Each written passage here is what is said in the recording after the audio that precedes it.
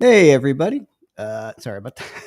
It doesn't cut. It cuts by really, really quickly. So, little moment there for me. Sorry, I'm doing a streaming program, so it's always a little different. I got the headphones on so we can get everything to look good.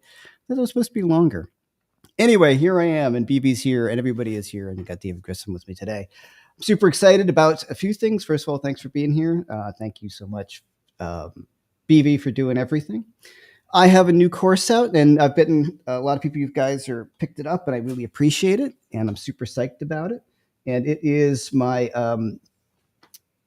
what is it called again? Melodic soloing. Sorry, this just came up really fast. Melodic soloing. Thank you very much. Melodic soloing, the art of melodic soloing. It's doing really well. I really appreciate it. It's one of my favorite courses that I've done. And they're all like my children, and I love them all equally. But that one, I think, is really a lot of fun. Sort of different than anything I've done before. And it's 60% off. So if you guys want to pick it up and help out the channel, I really appreciate that too. And also sign up for YouTube freebies. Now, coming up with my good friends over at Watchtower Guitars, we're going to be giving away a DGT guitar coming up at SE. And we haven't got that just rolling yet. But if you sign up for the YouTube freebies, and you'll be put on the email list if you check in that you want to be notified, and you'll get the email about how you can enroll in getting your very own DGT SE. All right. So let's go over to get David in here and say hi to David Grissom. So first thing, you guys probably know David Grissom, a really great friend of mine, great guitar player from playing with John Mellencamp through the Dixie Chicks, and of course Storyville, and Joe Ely was the first place I had actually heard him consciously, with Live at Liberty Lunch.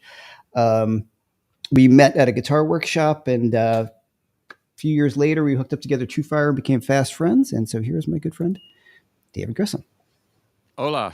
Hey man, what's going on? Oh man, it's just I've got the air conditioning down to about 68 in here because it's 98 outside. And I just like to wear a jacket every now and then. It is. It's beautiful in New York. It's like, what is it? It's like 7. Rub it in. I know. I was just down in Miami. I was just down in Miami. It was 78 right now. It's been beautiful. So Yeah. Miami was nuts. Yeah. So thanks for being here, man. Appreciate it. Good to see you virtually. Yeah. So guys, the streaming program, sometimes the audio gets a little weird. I've been trying to sort this stuff out. So we're going to do some Dave's going to show us the new amp and things like that. But as the audio gets a little weird, we are aware. It's just, we've been here for like a half hour trying to figure this out. And we're still not all the way there yet on the streaming audio thing. If I'm streaming directly, it's totally cool. But if I bring in a guest, there's always something, and I don't know what it is. And then you never encounter it until everything's fine until you hit it live. Or anyway, so there you go. You guys can hang. So first thing I want to talk about, since it's out and we discover it, talking about is your new amp, which is the. Let's tell me about the amp, man. It sounds great. Well, it is a 15-watt version of my the DG Custom 30 PRS amp that I've been playing for quite some time now, and we really wanted to make a version of it that wasn't as loud, and it was a lot cheaper, and without sacrificing the sound. And that's, I think, what we've done, and also added some features that the other amp does not have. I'm really proud of it and really excited about it. I've been using it live. Sometimes I'm using 2 of them live. It's really usable, and it's you can turn it up. And this is an amp that wants to be turned up. It's not like a Pro Junior, or if you're used to playing only with in-ears and really super quiet, it's probably 15 watts is probably still too much. But for most club gigs, the key for an amp like this is to get the master turned up, so because you really want the output stage. It's like a vintage amp, like a Tweed Deluxe or a Plexi. It's all the output stage is where you're getting the distortion. And so, yeah, man, I've been road testing it and recording with it, and I'm really happy. Cool, man. Well, we've been fan of vintage amps, of course, and we've gone back and forth on funny things about. I think the first time we met. I think we were at a workshop, and I still think it was funny. And someone was like, "So do you use an effects loop?" And you said, "Nobody uses an effects loop." I know. I mean, that's like I've taken more flack. I know about the effects loop on this thing, and I'll say it again. I've been making records for But in the last 25 years, Mhm. I've been I've never ever, not once, seen a session player use an effects loop ever. None of the guys that I work with, and who are some of them, all of them are really good, and they're known for great tone, and they wouldn't get hired if they didn't have it. Nobody uses an effects loop. And I was like, I didn't realize how that had become such a thing now. Yeah. Um, but again, this, if you think about it, the reason for an effects loop is because you want your effects after the sort of the distortion part of the amp. Mhm. In this amp, over half, or maybe even more than that, once it's turned up, the overdrive is coming from the output stage. So if you put the effects loop in before the output stage, which is where they usually go in between the preamp and the output section, you're not accomplishing anything except adding a bunch of extra circuitry and a bunch of extra chords you have to run. So I didn't realize it was that big of a thing, but really I mean, 90% of all problems that people think they need an effects loop to solve can be solved by doing one thing: turn the mix down on your delays and your reverbs. It's just, if you have too much going into your amp, it's going to get muddy.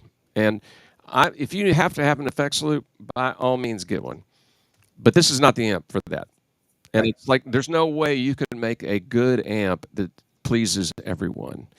And I don't pretend that this is the Swiss Army knife and will do everything at all. It's just, it really works for me, and I think it works really well for people that like vintage amps and classic sounds, but want to be able to get those at a reasonable volume. And no effects loop, and I mean, literally, I've never seen anybody use one.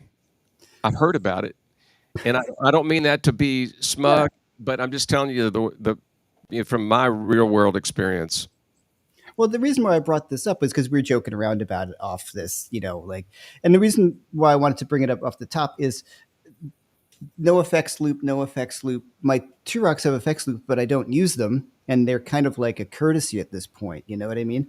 And the thing that I find has solved the problem, because you want to get all my favorite guitar sounds are power amp distortion. Exactly. Yeah, and so we put an effects loop, so they were cool for. I think it came from the '90s with the higher gain stuff, where it's all preamp based. Yeah. So the solution I have is the power station. So if you really need to have reverb, like, you run your whole amp to it, you slave it, and you can put reverb in there, and then you turn up the overall volume. So everything is post your entire amp. So your amp is where all the sound is coming from. Yeah. So I just wanted to bring that, because I know people. I've read some of the comments like, no effects loop. It's got reverb and it's got tremolo. So those are the two things to me that if you got reverb, that's the where it should be at the proper spot in the amp. I just wanted to bring that up top, because I used to be all effects loop crazy when I was younger. I'm like, I need an effects loop.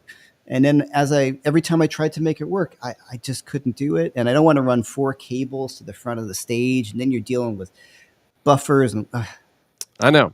I'm out. And then it's like all that extra circuitry in there. And really, I'm just trying to I'm trying to keep it as pure as possible. Yeah, I mean, open a Tweed Deluxe. There's not a whole lot going on in there, but Yeah. they sound incredible, And so, I mean, if you need an effects loop, I fully support you in getting an amp that has one. But I didn't realize it was that big of a deal. Well, I just wanted to bring it up because it's something that I've seen, and as you said, it's a specific kind of amp. And what I like about it is that it's not. There's all, like, I don't use channel switching. I have, like, the T-Rocks have channel switching, as we know, but it's a subtle sort of channel switching. It's not like two dramatically different channels. Like, here's my clean tone and here's my overdriven tone. Like, I don't really see it that way. So let's hear it. I know. Okay, so the audio, we figured out the audio sounds really good for a certain period of time. Then if we stop playing, then it comes back. So let's just hear a little bit what you got. We're good. We're good for 10 seconds. Yeah, something like that. Yeah.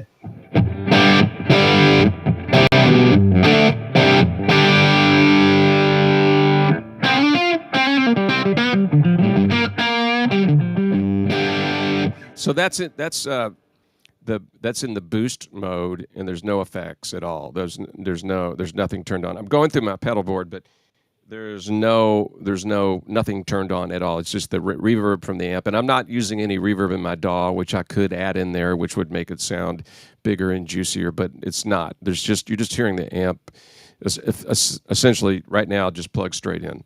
So did did the audio degrade in that short amount of time, or It did was it? great at first, and it started to go right as soon as you stopped playing. It started to go down. So we've got this little Okay. window.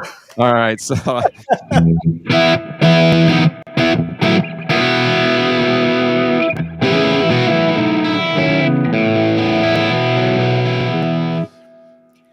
right. So No, that's pretty much set up for about as much crunch as I'm going to get. So that's out of, in terms of rhythm playing, and I can turn down from there. It cleans up, and then I can go to the normal mode, and it will be almost a much different, not much different. It sounds like the same amp that I went down and turned down a little bit and turned the bright switch on.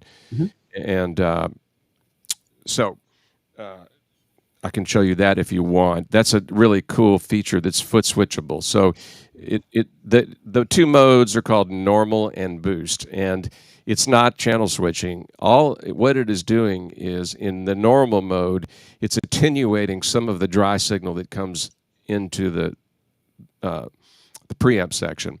It's just different, almost like if you put an attenuator on, just it's more signal is getting in boost mode. So by virtue of that, I set my amp up for the bridge pickup in boost mode. And for me, it goes back to hearing Billy Gibbons when I was a teenager and talking to him and watching him play the entire show on the bridge pickup. And he was able to just get all those sounds, I mean, with just the bridge pickup. And to do that, you sort of have to set your amp a certain way. It's like if you set your amp so it sounds almost the way you want on the bridge pickup and then almost the way on the neck pickup, it's, to me, if I just live here.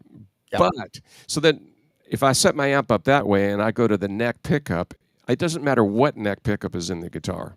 It doesn't matter if it's a burst or anything. It's going to be a little muddy because I've EQ'd the amp specifically for this pickup.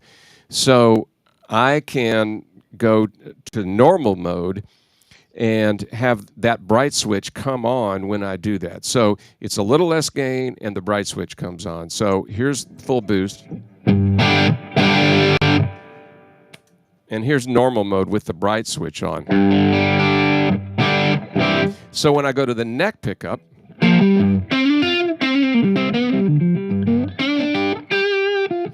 it's clearer and brighter, and it's a different thing than just like underwinding the neck pickup.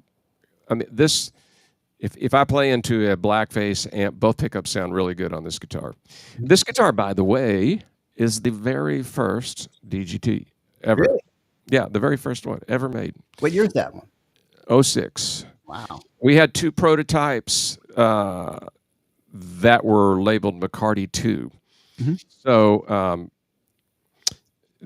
anyway, I just thought that was going to be fun to bring it out. I played it on my gig last night. I was like, wow, this is like an old friend I haven't seen in so long. Awesome.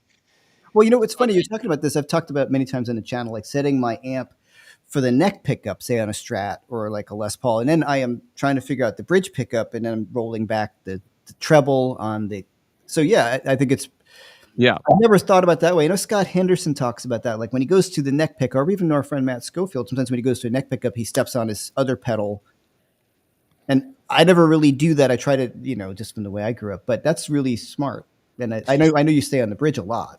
I stay on the bridge almost all night on my gig, but then another way to accomplish that, it's a little different thing. I like in the studio, like being able to go from what I perceive as, a thicker tweedy thing, like when I'm in boost, to the normal mode with just one little foot switch. But you could also use a graphic EQ pedal and cut some lows and then boost a little bit of high. I mean, it would get you to the same place, but it's not quite the same.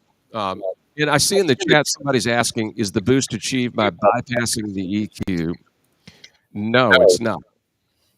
The boost is just, as I said, allowing more dry signal to come through. So it's not an active thing. It's not like you hit a pedal and it injects more sound. It's just letting more signal through. Or you could think about it, the normal mode is attenuating just a tad. Yeah. Cool. This is pretty funny. I didn't expect to start the video suddenly be convinced after years I was thinking it was important that I don't really need an effects loop. I mean, get one if you want one, but I've never needed one. Yeah, the only time I've ever really used one is like if I just put a little bit of reverb on the effects loop and leave it on top of the amp and never touch it.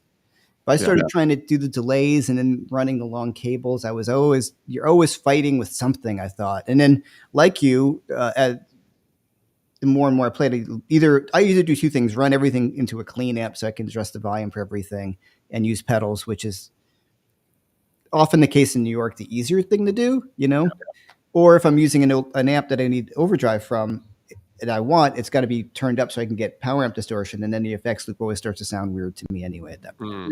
Yeah.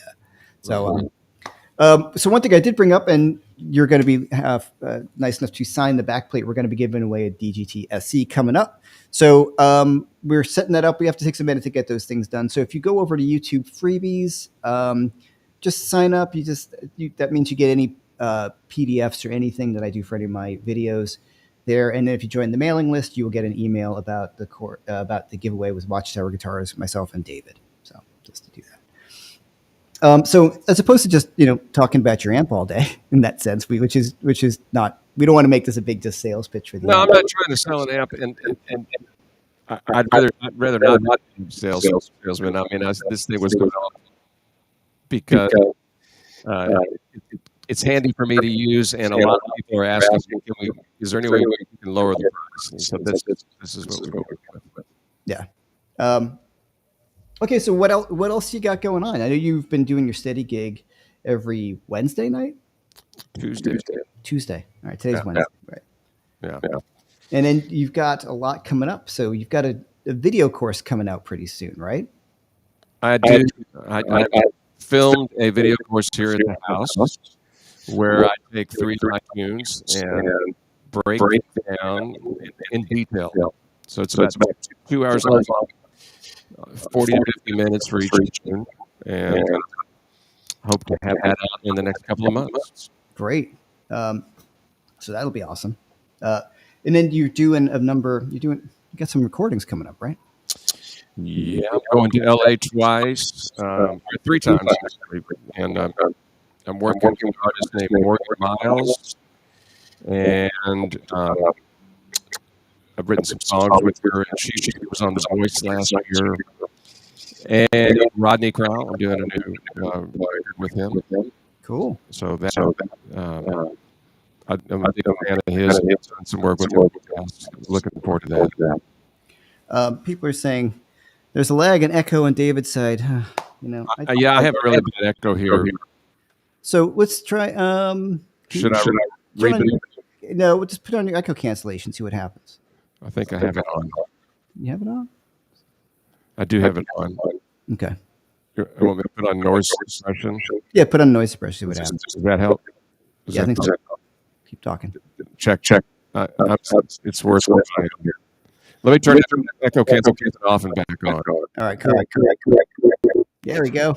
Yeah, it's always fun. Check. That's cool.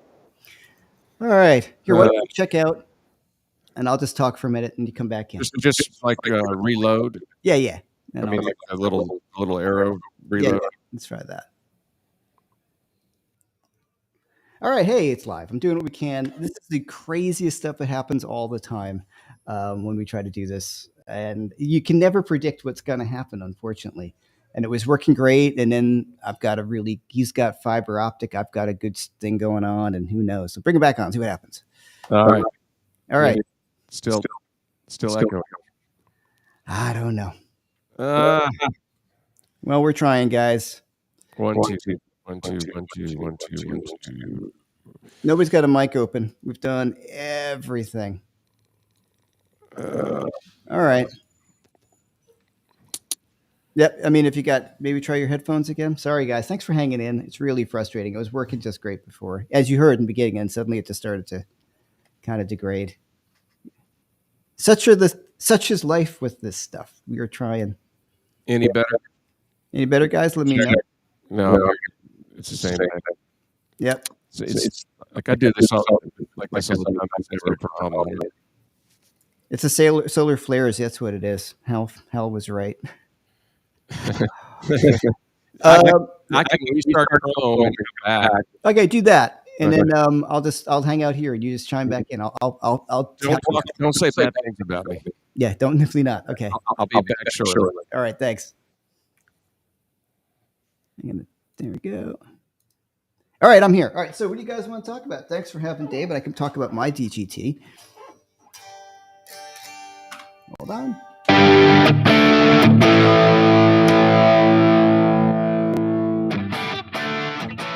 How's that sound? That should sound probably pretty good, right? All right, David's back. It seems we're going to try it now. Well, no, it's when you come in. It's when I come in. Yeah. I'm going to mute my mic for a second, see what happens. And then we'll just, I love that stuff, man. Are you? I'm still hearing it. Still hearing it. Still hearing it. Yeah, I'm okay. What do you guys hear? Check 1, 2. Yeah, it's going bad here. All right. I'm going to turn off my mic for a second. Check 1, 2. It's still echoing. All right. Still echoing. Sorry, guys. We're trying. Unbelievable. Let's see. So turn these on 1, 2. It doesn't make a difference. Let's just pretend. What about when I play guitar?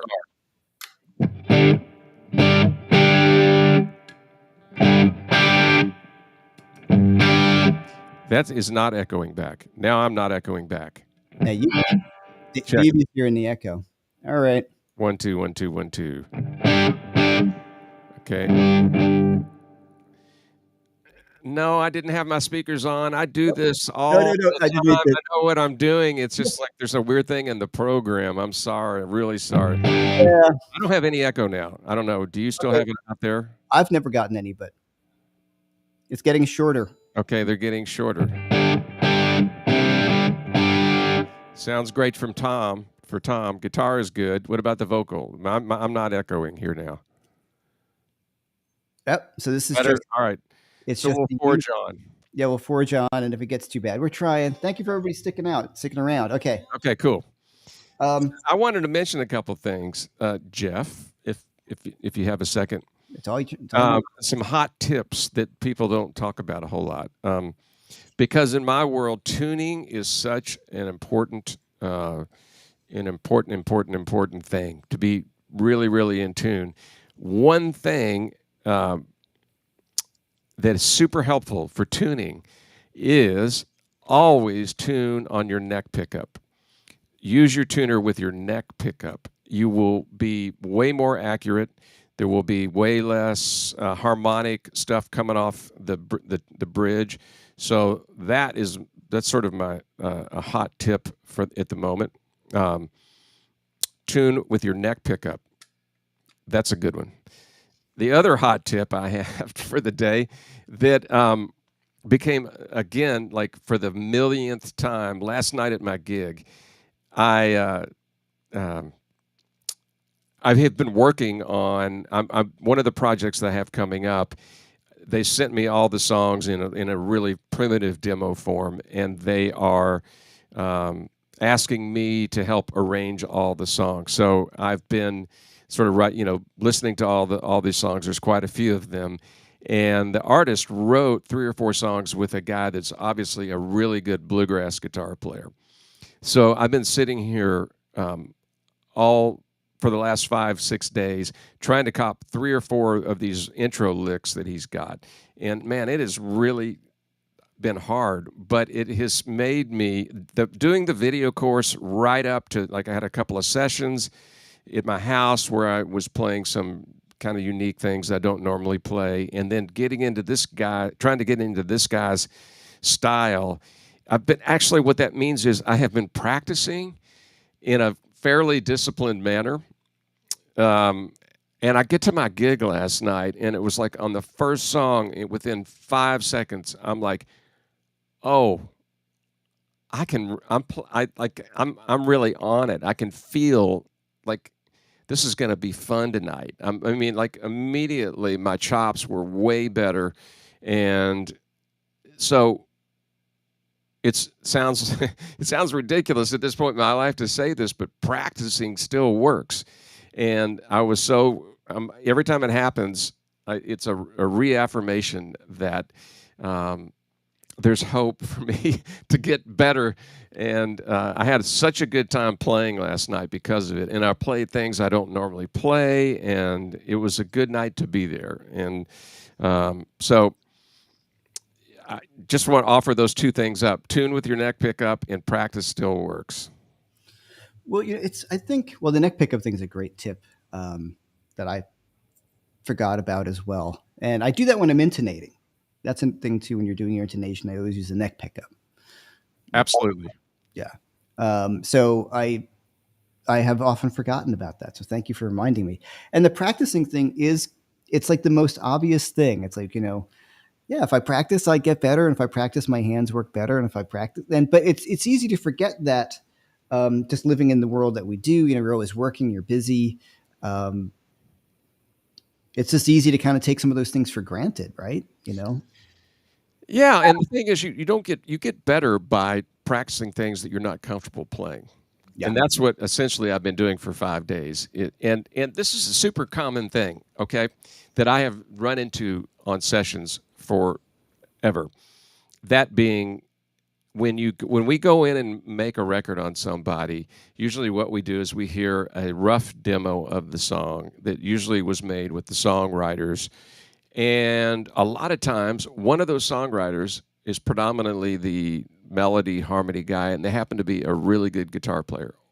Maybe not like session players where they can play all these different styles, but they do their thing really, really well. And I've seen it happen to other people. It's happened to me where I never get to the feel that they had, or that, I can name famous people I've seen, and they literally on occasion will call the songwriter and say, "Can you get down here now?" and have them play the part. So, it's it don't beat yourself up if when you're learning something and you don't sound exactly like what you're trying to learn, because for me, I've been playing professionally my whole life, and I'm sitting here trying to cop the bluegrass guy's licks, and it's never going to feel the way he played it. I'm going to do my own interpretation of it, and that's another thing. If you get in situations where you're recording with people, or you're, uh, whatever, if push comes to shove and the red light is on, I'm going to play it the way I can play it with authority. It may not be exactly like it is on the record, but I would rather play it with authority than sort of fumble through trying to play somebody else's version of the lick. And then about half of the times when I do that, I get lucky and they go, "Cool, we like that a lot." And the other half, "Sure, we really would like to have that original feel." And I'm like, "Oh man," like you just can't insert yourself into somebody else's world. They spent their whole life getting a feel. It's the life experience. Yeah. And I'm always so impressed with you when you're doing the band leader, or not the band leader, you're in the Austin City Limits band at all those. That to me has got to be pretty stressful, that gig. Well, being a band leader is definitely stressful. At Austin City Limits, Lloyd Maines is the band leader. But yeah, when I did the Chicks for 3 years, I was not prepared for the additional responsibilities. I really got like a really new appreciation for, boy, it's just fun to be the guitar player in the band. And fronting my own band, you're scheduling everything. You're booking the gigs. You're lining up players. You got to write the set list. You got to talk to the crowd. I got an incredible appreciation for the past band leaders that I've worked for. It's just so much easier just to be the guitar player. Yeah. But because we've had conversations and you're talking about the gig, I got to play this, I got to play that. And then, you've got these legends that you're playing with, and but I mean, you're certainly highly respected. Of course, there's nobody sitting there going, "Oh, what's that guy doing here?" There's never that. I don't know. I mean, every now and then, I did a session once for Brooks and Dunn, and I did the first half of the session was with Brooks, and it all went really great and everything. And then Ronnie Dunn comes in and he listens to the playback of one of the things, and they had the mic open, and he says, "Pretty good for an out of towner." They flew me up to Nashville to do it, and I was like, "Pretty good for an out of towner." And you're like, there are really good guitar players in other towns. Do they really want me here? Yeah, exactly. Why am I here? Corey, do you want to drive by? What's up, Corey? Corey, you've been playing your ass off, man. What have you been practicing? Yeah, he sounds great. I mean, he always does, but lately, Yeah, dude, we were just talking about. I was just talking about. I've been actually practicing, and it paid off at my gig last night. I think you've been practicing, man. You're sounding good these days. Really good. There you go. All right, let's get some questions coming in. Yeah, guys, questions. There we go. And here's a question about tuning. Okay, I know it's not the most glamorous subject, but eminently important. So, how hard do I hit this? I have an echo back. Does anybody else hear that?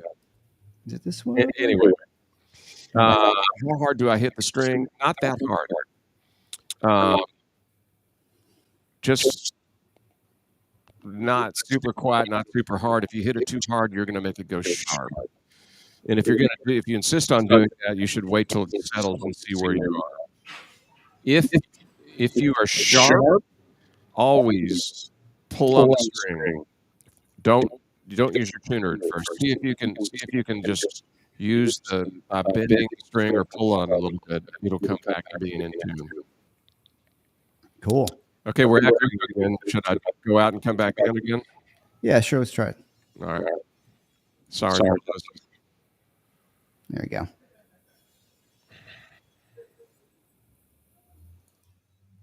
All right, hey, I'm back. Just do it. This should be fun. Yeah, it's funny how the echo comes back, which is really bizarro. So if you've got any more questions for David, this is really annoying to me as well as everybody else. But what else can I do? I can't do anything about it. Doing everything I can. Just hang in there. David will be back. All right, let's try his back. How about now? Okay. 1, 2, 2. Yeah, it's back. It's back. That goes good. Oh boy. Now it's doing it on the guitar too. Now it's doing it on I got nothing. You got nothing. All right. I mean, I got answers. Hold on. I haven't changed anything. We're both pros. Yeah. This is like gremlin stuff because obviously you can see it's working great and then it stops working. So how's this? Check. It's still echoing. Yeah. It's worse. Nightmare. So you can see it's constant heat over here. As you can see, it's everything is working. So it's nothing we're doing. It must be like a bandwidth thing. I've got good internet. David's got a good internet. So it just must be something like that. What can we do? So here we go. I can tap dance. David, Jeff, and Corey, you're my favorite guitarists. Who knew this would be such a good live stream? Well, it's good in one way. Audio wise, not so much, All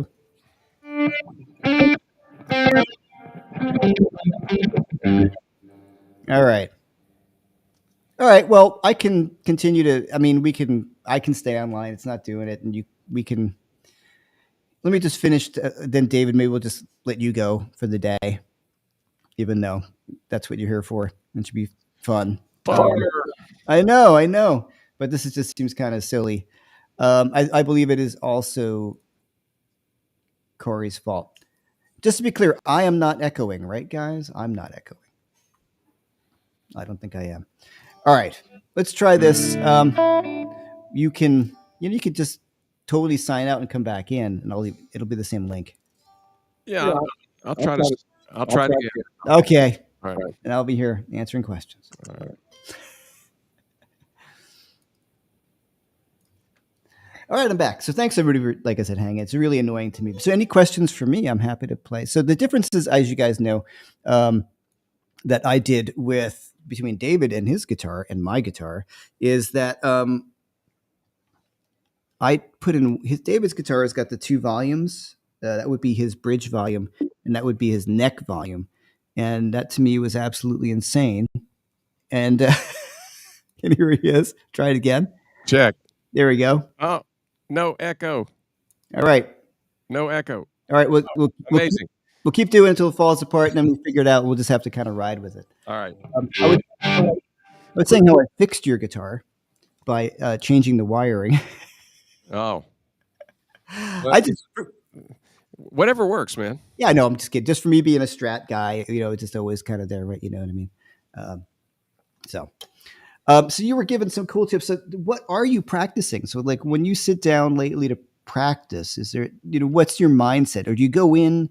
Let's try to get into the nitty gritty. Do you go into it like I'm going to practice this today, or are you going to, do you go in with something consciously ahead of time to practice? Well, it echoes back, but I'm going to keep talking. It depends every day. Like sometimes I'll sit down with the intention of practicing, and I may start practicing, and then I morph into sort of more playing and trying to come up with new things. And at this point, having gone through a lot of years of more disciplined practice where I'm doing scales and chords and harmony and picking techniques, that it works for me. I mean, every breakthrough I've had in my playing where I come up with something that sounds sort of uniquely like me is a result of the process of just sort of sitting down and playing without trying to direct it. It's the same way with songwriting, especially lyrics. It's like if I sit down and say, I need to write a song for Shania Twain and it needs to be up-tempo positive, it's going to suck. But if I just sit down and I'm like, well, what is it, like maybe I'll come up with a piece of music. What does that feel like? Or maybe I have a title and it's like, yeah, that sort of feels like this.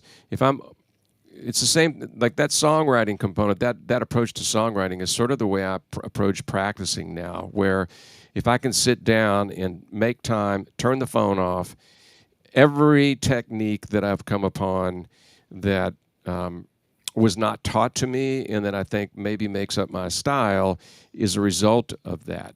Whether it's the way I use open strings, every song I've ever written, that's been my bread and butter, if you will. But what I'm talking about today is the process of actually trying to learn to play like someone else. Mm-hmm. That does something that I don't really do. And it's not that I can't play the notes, it's the feel of it. He's a bluegrass guy. Bluegrass guys are way on the front end of the beat. Rock guys, we're on the back end of the beat. Mm-hmm. And so just that alone is, an exercise to pull it off. I just played it over and over and over again. I mean, like this one lick, and then there was some finger picking. There's one song with some finger picking stuff that I played over and over and over again because it especially when you're making a record and you're the only guy playing out front through the first verse, you better have it together. And if it's not like it almost doesn't really work in those situations. Once the whole band kicks in and you may change the pattern a little bit, it's not a big deal. But on a lot of times in that first verse, it's just acoustic guitar or it's just piano, and it's got to be dead on. So what would drive a person crazy to be in the room with me doing that for an hour and a half and sounds super simple is not super simple. It's so I'm practicing things that I don't normally play, and that is where you learn. If a teacher I had once, I went to music school for a year when I was 17, and the famous jazz educator named David Baker said, if I walk down the hallway of all those practice rooms and somebody's really playing well, they're not doing what they're supposed to be doing in there. So that sort of made an impression on me. The times that if you want growth, you have to really push yourself out of your comfort zone. And then when you come back into your comfort zone, the stuff that you thought you were comfortable with feels even easier and more in the pocket, if you will. Yeah. That's what I felt last night. Like I could just feel it from the first note. Like, okay, well, first of all, the the amp sounded really good. You know, when the tone's good, okay, that's like I'm in a good mood already. Yeah. And then there was just stuff was falling under my hands like in a way that was just like I've been playing. You know how when you go on a tour, you play 5 weeks in a row. By the end of the tour, your chops are at a completely different level. Yeah. And there's no way to get that other than doing that. There's not. But the practicing that I'm talking about that I was doing got me it got me to a different level than I was the week before when I played the gig. Sure. Now, just a real kind of technical question. So when you're learning these parts, are they written out, or do they send you a recording and you're copying the recording, or do you have both? All I got was a guitar and a vocal demo on all these songs. But like, here's the first page of a chart that I got for a song that somebody sent me to play on this week. I don't know if you can see that. There's a lot of notes there, and they wanted a harmony to all that. So I had to read all that and then basically or use it as a reference point to come up with a harmony. So I get it all across the board. You know, I'm not a very good reader at all, but I can read enough to at least identify. I can work my way through it. But then then they didn't want this. They wanted a harmony to this, and there's 2 pages of it. I already did it and turned it in, but that took a while. That's like they call it. You know, how do you get a guitar player to stop playing? Yeah. So when you did the harmonies, now what are you? I'm curious. Are you doing it, by ear, or are you thinking? Or are you really kind of thinking I'm just going to do thirds, or did you stick? I was thinking I was doing it by. I was thinking I was going to do a third above. Mm-hmm. It's a lot of notes, but there was some changes. Like the song's basically in like an A Dorian tonality. It's sort of an Allman Brothers kind of thing, and then there was some licks like an A Dorian over C7 where he was playing a C13 triad. And I had to harmonize against that. And when it went up to when he hits the C and it's a C7 chord, I had to, theoretically I should play an E natural. Yeah. But the E flat sounded better. Interesting. Against what he was playing. Yeah, and so, using my ear in that regard, and also more in the spirit of the Allman Brothers. Yeah. It's a hard thing. I mean, singing harmony is a complete art into itself. Coming up with, it's one thing to harmonize one line, but when you're harmonizing an entire song, almost, it's a lot of time. And what I also love is, of course, I mean, you did it. I'm sure. I'm looking forward to hearing it. But when sometimes people say something that like, oh, just come up with a harmony like that, like some, like, oh, sure. It was like if you feel like it, put a harmony on it. But the song was really good, and the guy can play. It was really, I mean, it was no joke. I mean, great. It was some of the stuff I get is not. I mean, people just want to make a record and they're not completely. They haven't been doing it professionally or whatever. But this was refreshingly good. Yeah. And I've also found which is sort of for me with my band and this tour I got coming up. Tour dates are on my website. I have charts, really well written out charts for everybody. Hits, if they want to play a melody, it's there. The drum beat, everything, because one being on the other end of that thing, you're like, I know. You don't want to. First of all, you don't want to write out charts. It's so much work, and some people just sing you songs, and you're like, "Is this included in the bill?" Like what? Like, just have somebody write out charts, and then I'm guilty. Well, all right. Well, but it also depends on how many tunes there are. But at least for me, at least for my tunes, there's certain things that I really want to hear, and if they're not there, so for them to write out a chart that's that detailed, I love that, because then you're like, oh, okay, where do you want me to do my thing?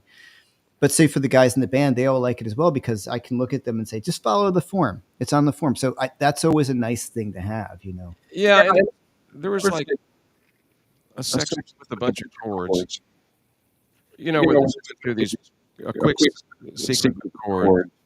C7, B7, E7, A7, B7, E7, C7, F7, E7, sharp 9, open 2 bars. So it's kind of nice to get written out. Yeah, for sure. Are you getting echoey again? Yep. Okay, let's check you out again. Let's do it again. I'll be back. Yeah, we'll be back. We figured it out at least. Hold on, you'll be back. And I'm back, and we'll get to the questions too. So yes, just take a break. I have my course on sale. It's been doing really the feedback's been awesome. If you guys want to check out my Art of Melodic Soloing, it's 60% off. It's a great way to help me and the channel. Hit the like and subscribe. Also, as BB's been posting, you get all the free background tracks, all those things. So once again, we're going to give away a DGT SE, a gold one. We're going to do that pretty soon. So sign up for the YouTube freebies, and you can get the email notifying you that as soon as it happens. And David's going to sign the backplate. And then, it's going to be with my friends at Watchtower Guitar. So here it's David again. All right. All right. Still echoing. Is it? All right. Did you completely sign out and then come back in? I quit Chrome and came back. Oh, man. I'll do it one more time. All right. Well, at least you have a sense of humor about this stuff, right? So let me just kind of get some questions or anything like that. Yeah, I know David's getting that echoing again. Know any good jokes? Yes. What do you call the guy who hangs out with musicians? Drummer. Check. Okay, I'm going to try to come back hard. Okay, cool. All right. So thanks for hanging out, guys. Any more? Let me get to some questions we had over. If there's anything for me, as opposed to David. Going through here. Let me make an answer to some of these questions here. I'm going to put a humbucker in the neck of my Seymour Duncan lap steel and a Seymour Duncan lap steel one bridge. And a pot. What pot and cap would work? Fender tone 250. Oh, that's always a rough one. So, okay, the question is, and I have this with humbucker strats. So here's what you can do, which I think you should think about, Victor, is you can put in with a good guitar tech. So like I was talking to Michael Tuttle about this just yesterday, because I've got one of his strats with two singles and a humbucker, and I find he put a 500K pot in, and I find it to be too bright for my single coils. So there is, if you got a good tech, you can put some caps and resistors when they go to the single coils that will make the pot read as 250 or something up like that. So I would go that way. That way, if you have a single coil, I don't like the sound of a 500K pot, but a 250K pot on a humbucker gets a bit dark. So experienced tech can work out that wiring. It's not that big a deal. There you go. Let's try David again. How about now? Okay. It's just still echoing. Still echoing? Oh, man. I mean, it could be who knows? People are giving all sorts of, turn this down. It just, we've tried everything. Anyway, sorry about it, BB. You're saying to turn David's mic level down a bit, but it's just. Check. I mean, I've got the vocal, the whole almost all the way. Yeah. All right. I'll try. All right, one more time, and then if not, I'll just tap dance while we're here. It was going great for a while. All right, so like I said, everybody's giving suggestions on how to work. We've tried everything. I've tried this a bunch of times. So, unfortunately, it's a big problem, and I've not found it because I know Keith was suffering through this with David's thing, and I've done some live things. It's the internet. I've got 3 Davids. Okay, David G. Let's try that. All right, I think your mic is still on the other one, dude. You got to hold on. Like I can't bring you up because you have the other window open. There we go. Check. How about that? 1, 2. It's better for me. All right. Let's see how long we can get. How long we can do it. All right. So, what are the important questions? What do you all want to know? Yeah. All right. Let's see. Let's go through the questions.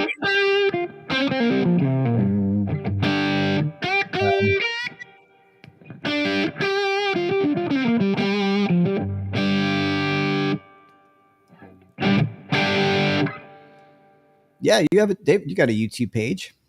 It's not open, but I do have a YouTube page that I don't really. I'm a bad YouTuber. It's a lot of work. I don't. have I got are they asking, is it open at the moment? I get, or just do you have a YouTube page? Yes, I do, yes. yeah, okay. Just search for David. There's Should got be like able a to lot find of great live videos on there. it. Yeah. All right, let me see what I got. Rodney Crowell does not have a Bender Telly. You're thinking of Marty Stewart. Oh, okay, cool. Rodney Crowell is more of a songwriter. Right. So I'm just running through. So you have any questions? Yeah, everything's TikTok.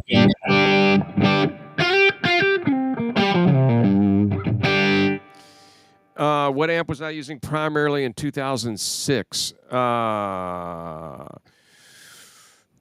very first record.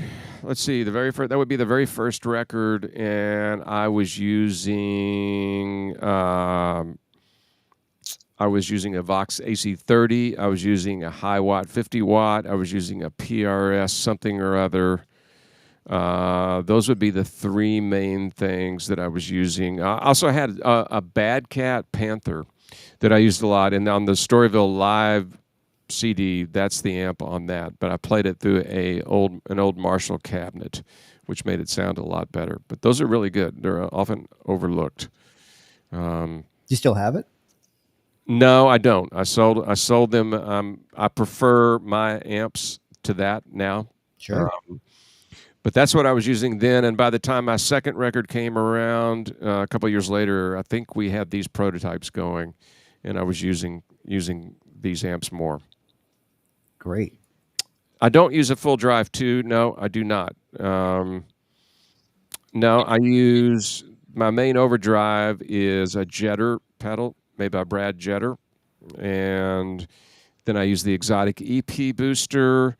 And in front of those two, I'll use a variety of things. At the moment, I have a Wampler Tumnus, the small one, and it's good, isn't it? It's good. It's really good. And occasionally a Nobles, but I kind of not using the Nobles so much anymore because it doesn't really do that much different than what I already have on my board. And because so many other people are using it, I've just try not to use the same thing that a lot of people are using. It seems to be the overdrive pedal right now. But I'd like to try a Greer Lightspeed. I haven't tried that. It's nice. Of course, I have one. It's really, yeah. Yeah. But, I mean, it's like the thing about this amp, people think pedal platform amps have to be clean. It's like clean. They have to be that way. And that's where, I think people get into using the Nobles, that they try to, because it does sound real natural, it's a nice step up from a super clean amp. But I find this to be, even though this will overdrive, it still takes pedals in a way I really like. And I don't know how it's going to translate across, but here's no overdrive. That was a G sharp over G, by the way. And I'm playing hard, and I've turned all the way up. So that's as much overdrive as I'm going to get out of the amp the way it's set now. If I put the EP booster on, or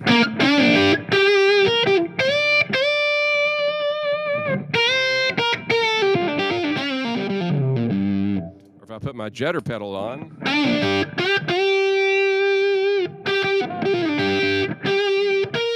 or if I want a little less low end, I use the Tumnus.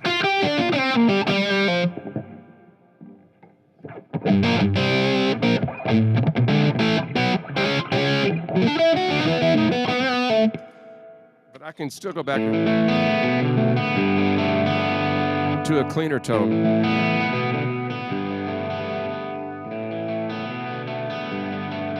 Just turn the guitar down, go to the normal mode, whatever. I mean, I can stay in boost and just turn the guitar down.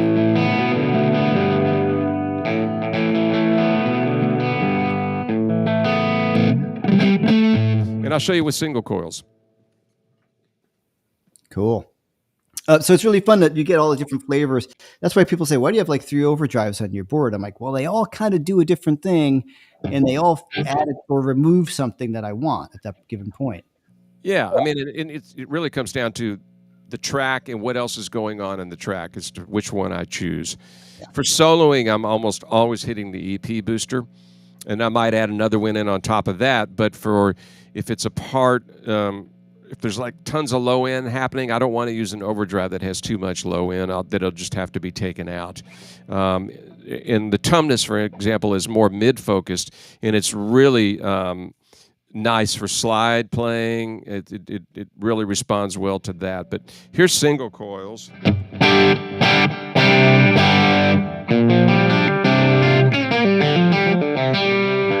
That's in boost mode. Here's the normal mode.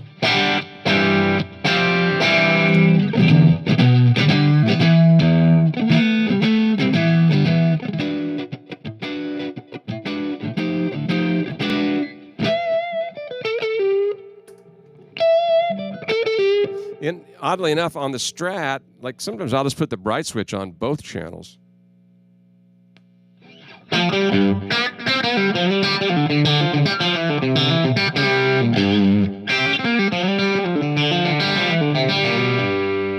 The way I have it set up with the foot switch earlier is just the bright only comes on normal mode. So put it back like that.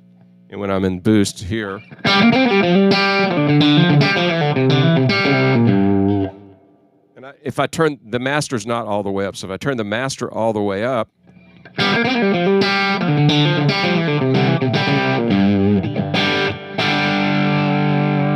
just gives it a little bit more gain. Even that last little bit will boost the gain. So this amp, somebody's asking what types of tubes. It's EL84s. And it just takes regular EL84s. You don't have to have anything fancy at all. In fact, I've tried, in this one, I put some new old stock GEs, and I liked the JJs better.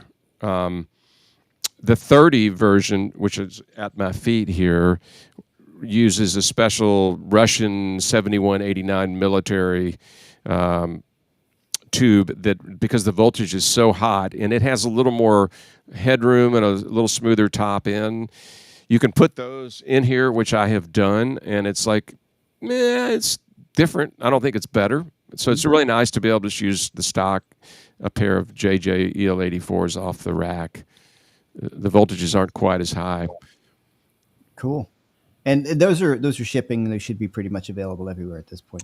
Yeah, they should be, except they're back ordered in most places right now. But I think my friends at Watchtower have some. Yeah. Tell them Jeff sent you. Sweetwater and Guitar Center, I think, are back ordered. Okay. Wow. Yeah. Well, the funny thing is, we've done some playing together. We did a thing in New York, and I sat in with you and you used my amp. And the funny thing, of course, with you is you sound exactly the same on every freaking amp you play, which is really funny. Just to make everyone aware of that you plugged into any of my amps, and I think we were down at True Fire together, and you played whatever was there, and I was like, "Oh, that's him." You know? Yeah, that is true. I mean, you have to make the sound with your hands. Yes. But, and the echo's back. I'm going to keep talking until somebody says they can't stand it anymore. Mm-hmm. The right amp allows your hands to play, to get more out of it. You know, you can use your hands to coax the tones. Yeah. In a very healthy way. Tom, you got one. Should I put a helmet on, Tom? Yeah. All right. So you want to check out again for a minute and come back in? Yeah. Okay, we're getting near the end anyway. So it's me again. Hold on. Let me go back. All right. So it's me again. Dancing. Well, David's going to be coming down at some point. We're going to probably be doing a clinic and hopefully plan a gig together at the bitter end, and I'll hopefully have him at the house. We could do a live feed together at that point. It's all that, but I'm psyched about checking out this amp myself. I haven't played one yet. I am in love with the guitar, though. All right. Oh, there we go. It's still echoing. We do what we can. Yeah. All right. Let me just ask a few questions, and we'll finish up because we've been on for an hour. The Skylight OD is based upon Pete Cornish's SS3. I'd rather spend $800 on a Pete Cornish. Okay. Those Cornish pedals are crazy. I never heard of a Skylight OD. Anyway, so what? How's it? Can you talk? Let's see if we get the echo. I'm talking. It's Yeah. a A little bit echoey. A little bit echoey. Okay. I'll try to go and come back one more time. Yeah, let's try it one more time, and then we'll just dial it back. I think the funniest thing I've told this story about David. The first time we met, I was teaching at the National Guitar Workshop. I don't know how many years ago it was. I had a lot of hair, so it was a long time ago. 20 something years ago. I was in my early 20s, and I had not heard of David at this point. And we had these sound checks, and I was like, heard this guy play. I'm telling the story that you've heard me telling about when we first met. And you were warming up at the National Guitar Workshop, just playing some stuff. And this was the era. You probably don't even remember me from that point. It was a long time ago before we became friends. And I remember just thinking, what the hell is that guitar sound? And you were just using some Marshall that was there or something. And you had the TC line booster. I was using PV Classic. PV Classic. Okay, you were using the PV Classic. And there's a few things that I remember distinctly about that day. One, I was like, I'm doing everything all wrong, because it was the era of the rack stuff. And I'm going like, well, this guy sounds ridiculous. What's going on? And you just turned the amp up. And so I just remember thinking that it was the TC line booster was the secret.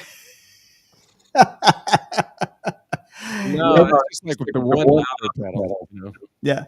But the funniest thing you did, we did play together. I forget what we played. And that sound guy that year was the biggest pain in the. He was a jerk. He should not have been there. He was completely unqualified.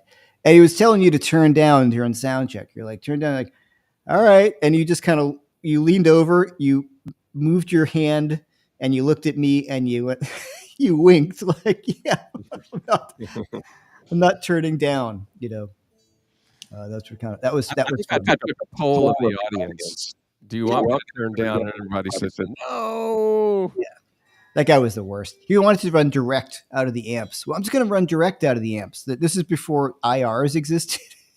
It's like you went to this swarm of bees thing, and yeah, he was terrible. Yeah. One more question before the echo goes crazy again.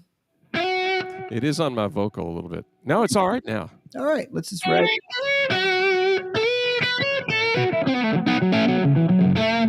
How to let's see, play single note lines using 4 fingers as opposed to your ring finger instead of your pinky. How do you decide when to play single note lines using your 4 fingers? It's not like I'm making that decision in real time. I think it's a function of practicing, and then the muscle memory sort of gets in there. So really, I'm trying to play from a position of strength. So my fingerings on licks will really be where I can play that lick with as much authority as possible. So if I'm soloing in the key of G,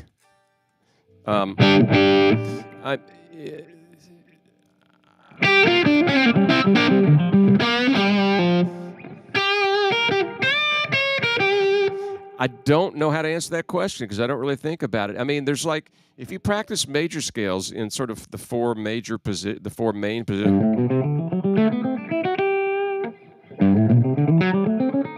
when you're doing the stretches,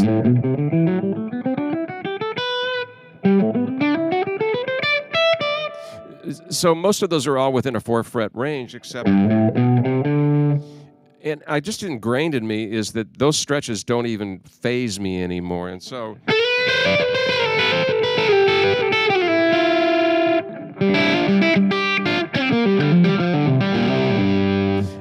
I'm going back to that whole position of strength. So I'm generally thinking like the tonic, if in the key of G, the G note, I'm probably going to play with my first finger somewhere, or my third finger, or my thumb. So that's just my approach, and that's just, I've never really thought about that before, but that seems to be what I do. And that position of strength, which applies to any rhythm playing, soloing, anywhere on the neck, really comes about from the left hand using your thumb as a fulcrum, and having your right hand where it's available to mute if needed. So if I start there, I know that with this thumb as a fulcrum, I can really get strength for my vibrato. It won't work if in the jazz or classical position back here. I can't do that. I need to have this. And half of what I play, literally half of what I play, revolves around the thumb playing notes or muting things like.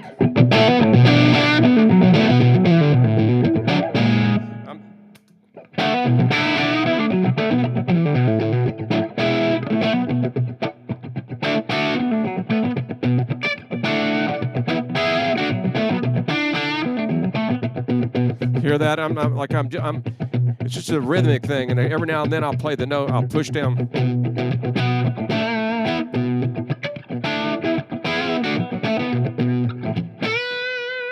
So that the thumb is a source of strength. It's a way to fret notes, and it's also a way to let it hang over and mute the top two string, just the A string or the E string. That's like, if you don't get anything else out what I'm saying today, that right there, if you're not doing that, and I know most people probably are, but if you're not, literally, I could not play the bulk of my material, the songs that I have written, without that technique. And the other technique is the ability to hybrid pick a little bit, where I can play notes that are not that I couldn't play by going like this, that are spread apart.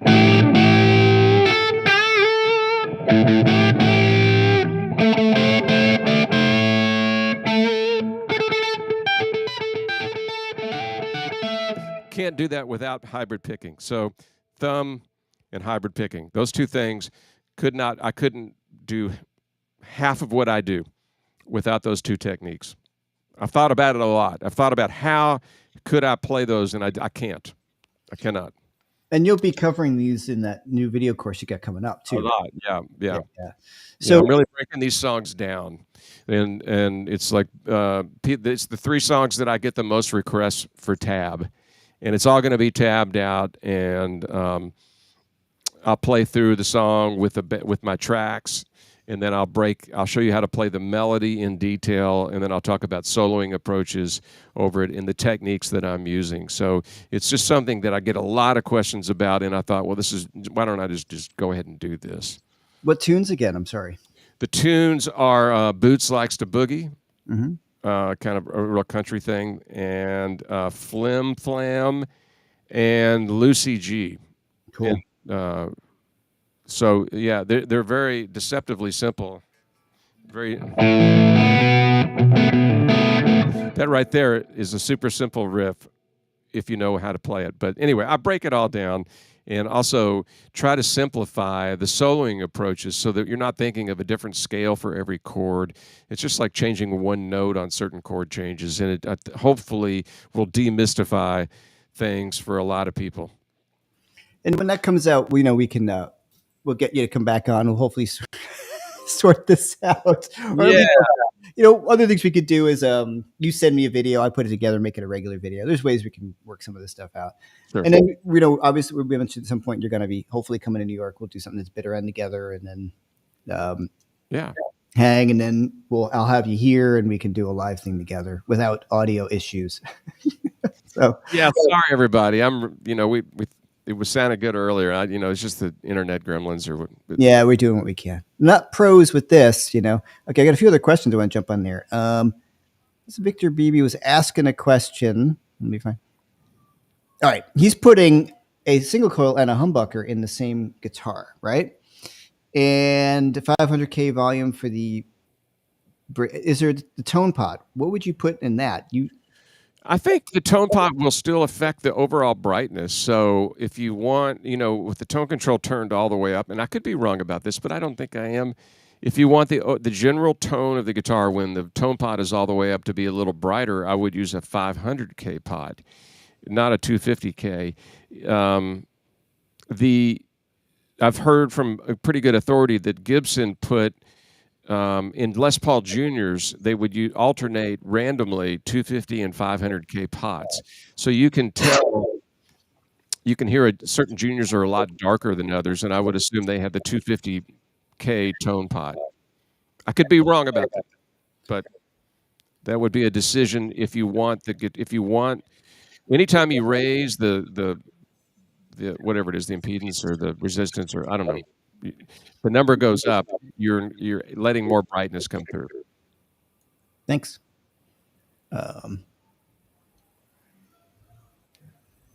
What source material provided to you in AHA regards to theory, a teacher, books, hot licks, DVDs, etc.? So for me, the the best thing that I ever did was to get a guitar teacher and go through the Berkeley books.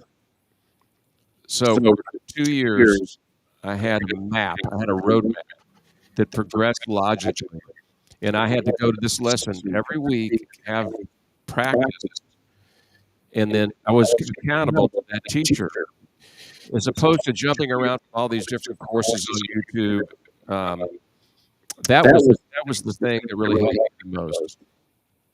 Cool. I went through those in college, yeah, at Berkeley. They were good. It was torture, but it was they were good. They certainly. Well, he would give me a jazz standard to learn too, Mm-hmm. and I would have to be able to come in and make a melody and solo with him. Great. So, yeah. I mean, as I've said before, it's like I know a lot more than I use, but it's nice to have it. Yeah. Our echo's back. Oh, crap. All right, you want to jump up? Okay, we got to wrap it up. What, you want to try one more time? And it's not One really more time. all right. Some craziness. We'll get back to that in a minute. All right, it's going to jump back on. I can answer this because we both use the same one, and David can answer too. It's El Capistan, the Strymon El Capistan. We're both a big fan of that pedal. And it's got a favorite switch on it, as do I. Let's see. Okay. There we go. Yeah. So, David, what delay do you use live? I kind of answered that, but go ahead. Strymon El Capistan or Line 6 M9. Okay. Are you still using the M9? Cool. Yeah. Is yours modded or no? It is. Okay. So best pitch drop out of it.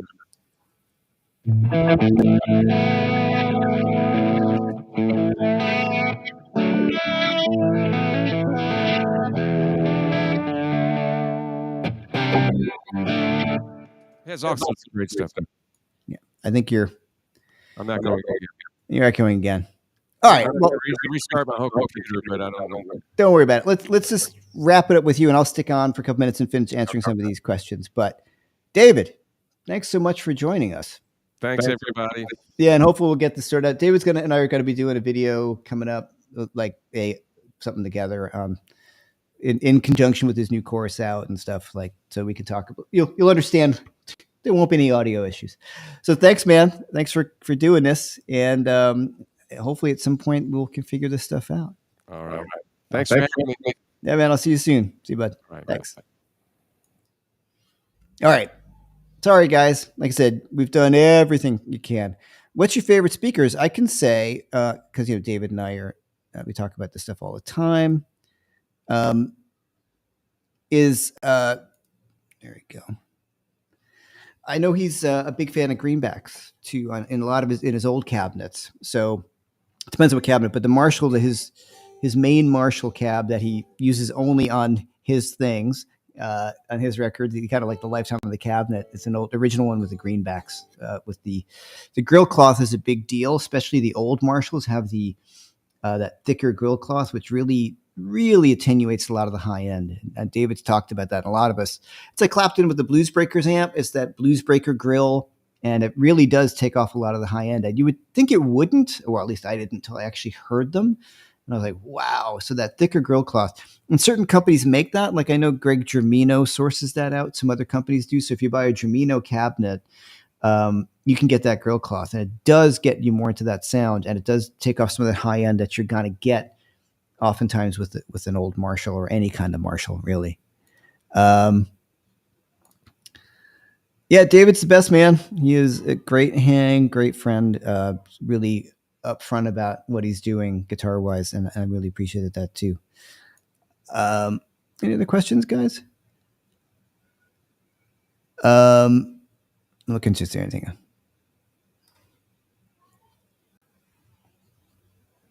Okay, back to Victor BB. Thank you. I guess I'll try both pots.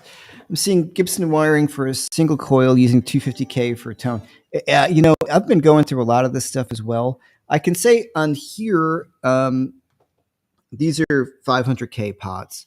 And one thing that my friend at 30th has been doing, Matt Brewster, is an alpha pot, like a audio taper on the volume, and then like an RS pot on the tone. He seems to really like that. I've been kind of messing around with audio taper versus linear, and so you get more of a sweep. It is a difference, though, because you're rolling down your volume. I'm so used to just a regular audio taper pot. If I got this correct, I'm sure BB, you could answer. You can correct me if I am wrong. They kind of drop faster, so 0, 10. Oh, dirty pot, drops pretty fast. And then with the audio taper, it's a lot smoother across the whole thing, which does take some getting used to if you're not used to it, because sometimes I'm just used to going whoop, and just bringing down the volume back a little bit, and then everything's where I want it to be. And then you realize like, oh, that's not quite what's going on. So yeah, Leland, they make stacked 500K over 250 pots. They do. I think Fender makes them, right? Thank you for bringing that up. And I know, like I said, there is a way you can do it with just caps and resistors that a good tech would know how to do both. So thank you. Here we go. I want a small tube combo that can play bedroom volumes that sounds like a tube amp. I want a small tube amp that can play volumes that sounds like a tube amp. What should I get? Blues and rock genre. Oh boy. Look, 5 watts is freaking loud. I mean, it is. I have not honestly found anything that does that that's really tube. Because when I think tube, a big part of it is just volume. It's the amp doing what it's supposed to do. So even like a Marshall, they make the cool studio things and they go down to 5 watts. 5 watts is still really loud if you're at home. So what I end up doing is either running an amp clean and using some pedals like we were talking about earlier with David. My favorite overdrive on the floor usually is the Shanks ODS one, which is their sort of take a bit on Nobles, and David was talking about that. And the reason why I like that because it's very ampy. And I don't know if Corey is still here. We were talking about liking Noble sounds and how they feel in your hands. Nobles feel right to me, but the Shanks by Vemrams feels particularly right to me. Some of the other Nobles that I've tried, I've not loved. But anyway, there's so many good overdrive pedals out there, tons of them. So my point is, I just don't think that exists. It's just there's the physics of a tube amp pushing your speaker. So the two things that I do, like at the moment, this is a fractal. It's a little bright. Well, yeah.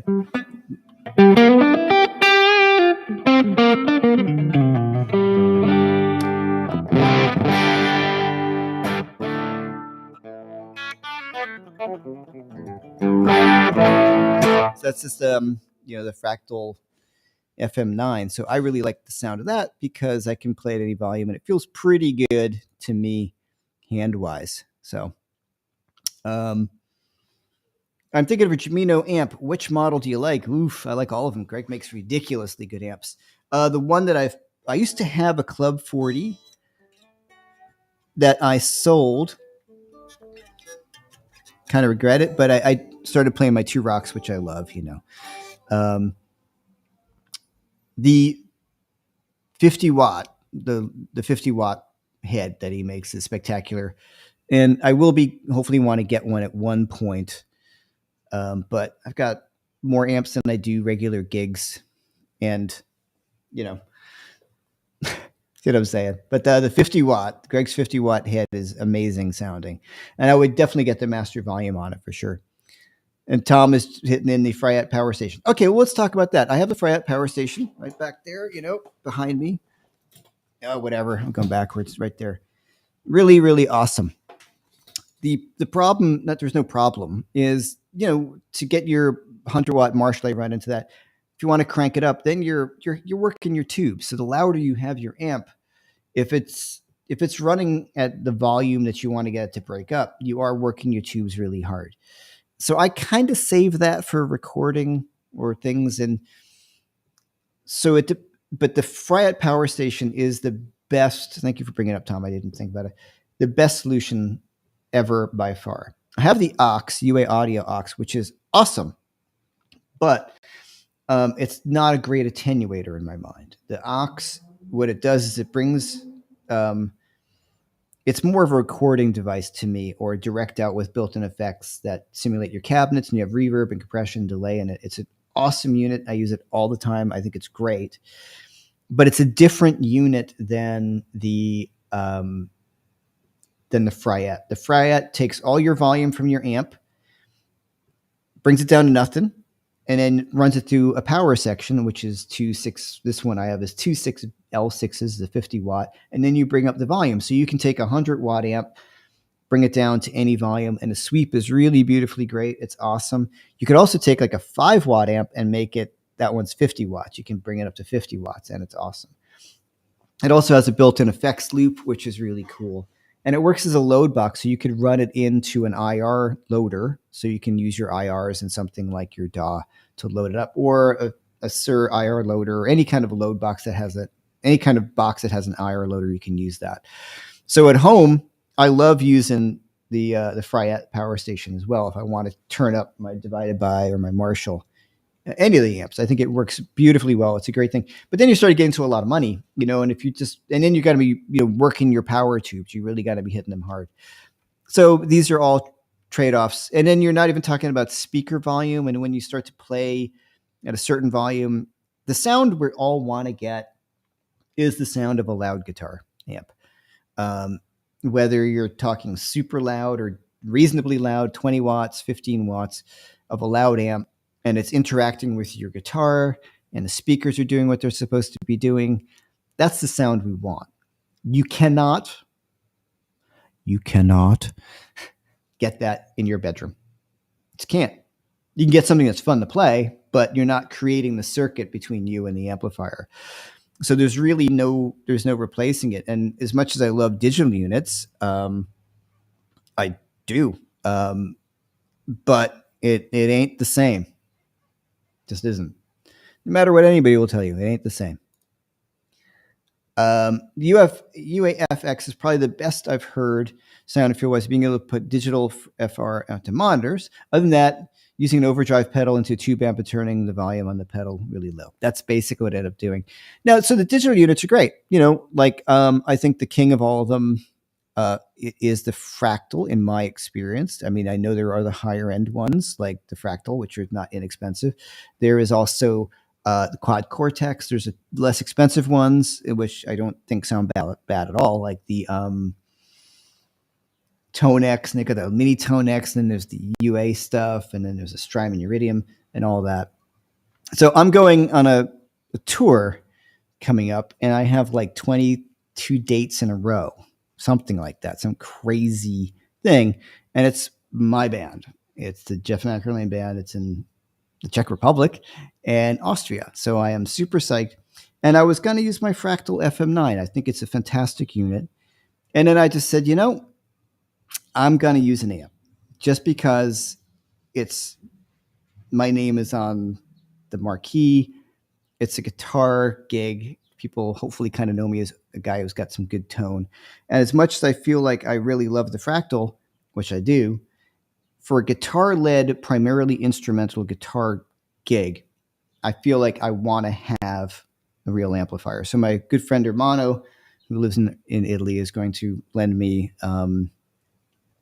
some great stuff. He's going to let me borrow his Sir Plexi and a cabinet. So, and the thing that's going to happen there is like, that's a loud amp. So I will probably end up, I could go crazy and bring my power station with me. I might consider that, or just use pedals into it. I'm going to work through, I got to decide how I want to do that. But I've decided, as much as I want to, the simplicity and the joy of not carrying any gear, of using a digital modeling thing, it's not an in-ears gig. It's a live band in smaller clubs, like rock kind of blues clubs. And I feel like I don't have enough experience, and I don't want to learn on the road and be in the third day in and go, I'm really unhappy with this situation. And it's not that I would be unhappy with the actual Fractal unit, which I think is a great unit. It's just the nature of that gig. If I were playing in somebody's band and I was just a guitar player, oh man, Fractal or the UA stuff any day of the week, because it'll always sound the same. You're just a part of a band. The sound guy will be like, oh, great, I can just blend you in, get you through the house. I'm using in-ears, all those kind of things. I would definitely go digital, but it's not. It's guitar extravaganza, and I think I need a real amp for that. Yeah, Chris, there's a lot of questions today. Are you still digging your Yngwie Malmsteen Strat with Scalloped Fret or is Honeybird? Oh, I still love it. Here's the thing about guitars, man. It's like they all cycle through what you're hot on at that moment. The Yngwie Strat, every time I pick it up, I totally love it. I'm really into that new PRS Studio I got. Now I just start kind of going back to playing one of my other Strats a little bit later today, or the other past few days. So, they're all great, but the Yngwie one I love because it's noise free, got lighter strings on it. And if I want to get something a little more aggressive out of a Strat, I love that guitar with the scallops. It's a ton of fun. I sold my Flying V just because as much as I love Michael Schenker and love that sound, they're just too much of a pain in the butt to sit down with or to do anything with. So I bought that PRS. I traded in to get the PRS Studio, which I think is a spectacular guitar. And I use it on my new course, The Art of Melodic Soloing, 60% off. And I think it sounds great. But on the road, I'm going to be bringing a Fender Strat or a Michael Tuttle Strat, one or the other. The reason for that is I'm a Strat guy. And as much as I don't want to get out on the road, I usually just bring one guitar because it's expensive to bring a few guitars on the road and all this kind of stuff. So if I bring a Strat, they're easy to repair if anything goes wrong. They're hard to break. And I've been playing Strats my whole life. And I always have one with me. If I bring two guitars to a gig, one's a Strat, because if I feel like, oh, this new guitar, really loving it, and then I know what'll happen is like, oh, I wish I brought my Strat. So it's going to go with a Strat. I've never not been happy playing a Strat. Although I love the other guitars, but if you're talking about, once again, 20 something nights in a row, I want to be completely comfortable. I don't want to be trying out new gear if I don't have to be. So,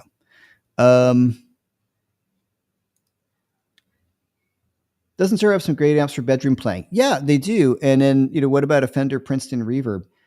Okay, Fender Princeton Reverb sound great, but if you want overdrive from the amplifier, you got to turn it up a little bit. If somebody said to me, hey, what's a great home rig? I would always say a Princeton Reverb, or if you got a few more bucks, a boutique hand-wired version of the Fender Princeton Reverb. If Lyle is still here, the Fender stuff is kind of expensive, the new stuff, and it's construction's not that great. Cut a lot of corners, as a lot of companies do, to get the price point right. And they're not inexpensive, but there's a lot of like used or hand-wired versions of Fender Princeton Reverbs that I would highly recommend other companies of varying prices. There's like the Headstrong stuff, I think, and that's pretty expensive, and Milkman. And then there's like Tyler, who used to be in New Jersey, but now is out in Nashville. And those are really, really, really affordable versions of Princeton Reverbs. And sometimes they put in a 112, which I like. All right. Hold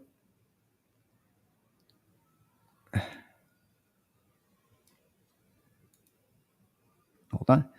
I feel if you can afford to buy Sir stuff, you can probably buy a house in the country and places like, that's not true. It all depends where you want to put your money. You know what I mean? People are like, oh, look at all the guitars. I'm like, yeah, well, look at my car. I don't care about cars. All your courses on TrueFire, and I take all your courses on TrueFire, and they're amazing. Thanks. And don't forget, I have my own teaching channel where I do all my courses, and I will continue to do so. All my courses moving from now on, my new stuff is all on my own channel, JM Guitar Lessons. That's where the focus is now. BB is saying all BB the wealth of knowledge. BB BB, you can use the 500K resistor as 2.7 meg, which should knock it down. You see, this is the best. BB is always the best. All right.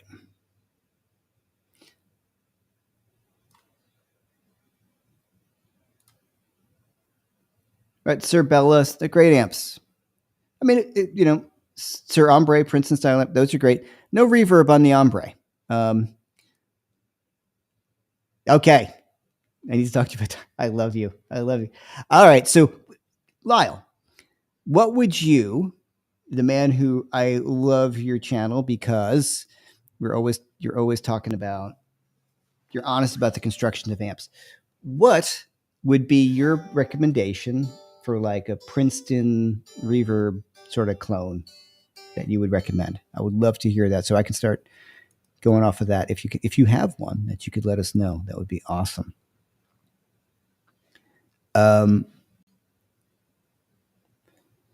Yeah, there's so many options of great things. It's like the golden age of guitars and amplifiers, really. And like I said, we're going to be doing with my friends over at Watchtower, giving away at SE, DGT SE soon. And it's just ridiculous what they're making at that price point. Just it's inexpensive, but it's a great guitar. So we're in this period in guitar making, maybe sometimes with amps, sometimes not. So many great options, and some things can be really, really affordable. So maybe Lyle can chime in, but if not, that's okay. Anyway, okay, here we go. Tier 1 Headstrong. That's the one I said earlier. Yeah, I know they're really great. I know they're really well made. I know you speak highly of them. I know you speak highly of Dave Friedman's amps, and I know you speak highly of Greg Germino's amps. I've been inside of Greg Germino's amps, and they are really beautifully done. And Greg is, he doesn't, I don't think he does make a Tweed Deluxe still too. But for Marshalls, if you want like old school, here we go. Tier 2, Fender 65 reissue with about $200 of reliability upgrades. There you go. That's some good info right there.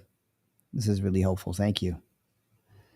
What I was saying about the Geminos, I've tried the Geminos next to Dave Friedman stuff, and I think Dave makes great amps. I've tried that new one, that new Plexi. That's my favorite thing so far.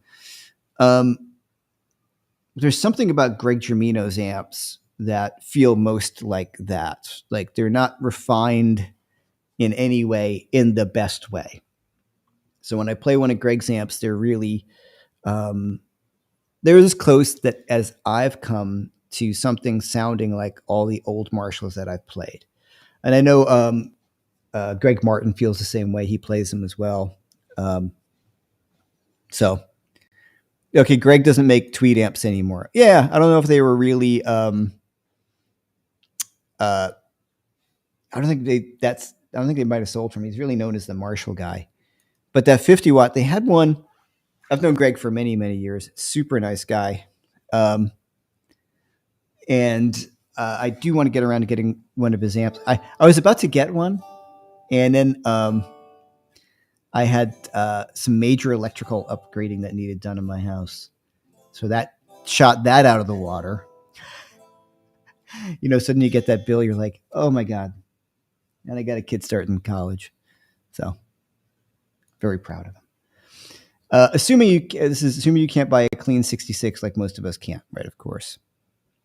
Here we go. Which one of your classes should I take if I want to be Steve Ray Vaughan? None. Nobody will ever be Steve Ray Vaughan. And definitely Headstrong, right, BB? Yep. And here we go. And Dave has a box coming out. Yeah, I think Dave's stuff is really, really great. The newest one that I like the most. Okay, just a quick thing about David Grissom was just talking about effects loops. So when I was at NAMM talking to Dave Friedman, his new Plexi that he came out with has no effects loop for just the reasons that we're discussing. He's like, yeah, it's not going to sound the way you want it to sound if you have to put an effects loop in it. even with his master volume, it's like, yeah, but it's made to be turned up loud. And his recommendation all along, if you watch his live stream he does, the Tone Talk, he highly recommends the Fryette Power Station for the same exact reason, because the amp is doing what it's supposed to do, and then you can adjust the volume, and you could add in reverb after the fact if you want. So if I were to be using now, if I'm going to contradict a little bit to what David said earlier, I've always had a little bit of issues with effects loops if I wanted to use them really the way I wanted to, and some of the Marshall effects loops aren't great. And I know the effects loops that George Metropolis made are really nice, but I just found them to me to be tricky to deal with, especially in a live situation. Also, I don't really, you can get your sound set at home. Yeah, it sounds awesome. Then you go in the gig and you're like, oh God, that's way too much reverb. That's way too much delay, which will always be the case, because you're not going to hear it. So you're not going to hear it the same way. And then you go in the gig and suddenly you're like, oh boy. And that's one of my fears with some of the digital units. It's like the amplifier to me is part of the instrument. So if I'm in a situation where it's a live performance, I feel like I don't feel like, I know I do. I change stuff on the fly. I'll change delay levels because I feel like it's part of the performance. I might decide to I want to make my delay oscillate, or I want suddenly more reverb, or I want to change the tempo of all these things. On a pedal, I can do that right away. And also if I'm hearing my amp interacting with me, you guys hear Mr. Softy? There we go. All right. I love New York. All right. So for me on that situation, that's where the amp has things. So the effects loop on that, what I was going to say, something like the Power Station seemed like it'd be really kind of cool on a gig, because then I can have the amp doing what I wanted to do and then add the delay afterwards to get me. The thing I miss when I'm running into an overdriven amp is if I want a big, nice, long David Gilmour singing kind of delay. So what Gilmour does is he runs everything into a clean amp and uses pedals. You can get that long singing delay if you're using something like a Power Station, but then you have to accommodate for this longer cables from your delay running to the front of the stage, going to the back, or you're going to start running MIDI, and you're going to say, I'm too old to carry all that shit. I just don't want to carry that much gear. So back to running largely often through a somewhat clean amp and using that as my overdrives. Okay.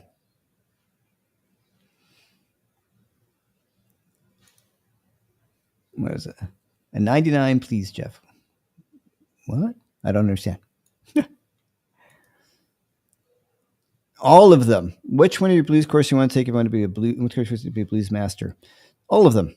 And as I said, I'm going to, somebody asked about when's my subscription thing going to be happening. Pretty soon. It's just, I'm doing everything. Oh, I get it. Double scoop. I got you, man. All right, there we go. All right, from the ice cream man. Sorry, I didn't get it. That's you good. I'm starting to soon I'll be launching a subscription thing where I'm talking about when I give lessons each month on different topics. 1 month on one topic, covering 3 different sort of genres of things. One would be technique and fingerboard knowledge. Second would be repertoire, learning tunes and how you play over them. And then third would be vocabulary, building up your lick vocabulary, soloing, learning how to navigate chord changes and things. So I'm really, really looking forward to that coming up. It's just amount of, I can only get so much stuff done. It's a lot because I do all this stuff as well. I film all of it. I edit all of it. I work with my friend Steve on my marketing, and he handles some stuff. But it's just all takes time. And if I could clone myself and get it done faster, and people say, well, you should get a video editor. That is the difficult thing about a video editor is I have to pay them, and also the videos and things can be very personal, and also you need somebody who knows music to a large extent. So if I make a mistake, they know what take is right, because you make mistakes all the time. And if you guys bought some of my courses, especially my ones that I put out personally, if I mess up, I just keep it and I make a joke, because that's just life. Everybody messes up. I mean, obviously if it's terrible, but so to answer the questions, it's coming up soon. I just wish I have these ideas of things happening faster, and then life gets in the way, and things take much more time than you think they're going to take. And life, I got a family, a wife, and a kid, and 5 animals. Is the giveaway international? That is a really good question. I'm not sure yet. I have to talk to my friend who I work with who does all the marketing, and we're going to handle that. I don't know. So I haven't gotten that far with it. I hope so. There would probably be import taxes if you do win internationally. You would have to pay the VAT on that. Okay. All right. Speaking of which, dogs, my dog needs to be walked.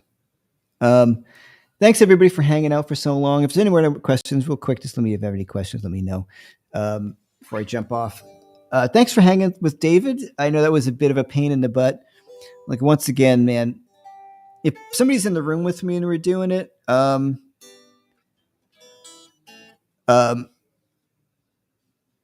if somebody's in the room with me, it's just direct. It's fine. It's when we bring in audio from somebody else, especially with guitar. I've never had it work great. I know Keith suffers through problems with it, and you can never tell. Everything was working just fine in sound check, and then in the beginning, and then suddenly it all starts to fall apart. So it's nothing at our end. We both have high end, really good internet connections, both hardwired, all those things. So it's got nothing to do with us. It works fine, and suddenly it's not working.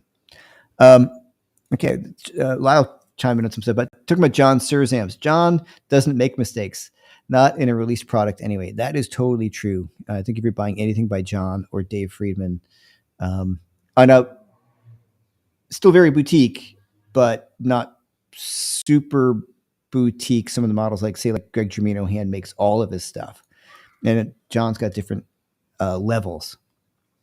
Things go south occasionally, but he stands behind his gizmos. Yeah, in terms of customer service and being a great dude, John Sir is a great all of those things.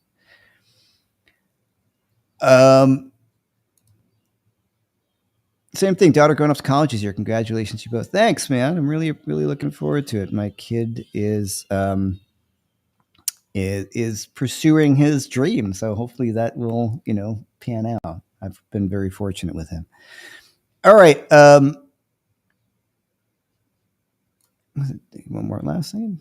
David Sohel, Grissom and Barber. Yes. David Barber. Yeah. His pedals I absolutely love as well. And there's some great builders out there who totally stand behind everything and make great stuff. All right. Now I'm just kind of rambling. I'm going to go walk a dog and eat some dinner. You guys are the best. Thank you for being patient with all those audio issues. Have a video out coming out Saturday, most likely, and then more stuff. And then also my latest course, please pick it up. Please, if you like what I do. I really like this course.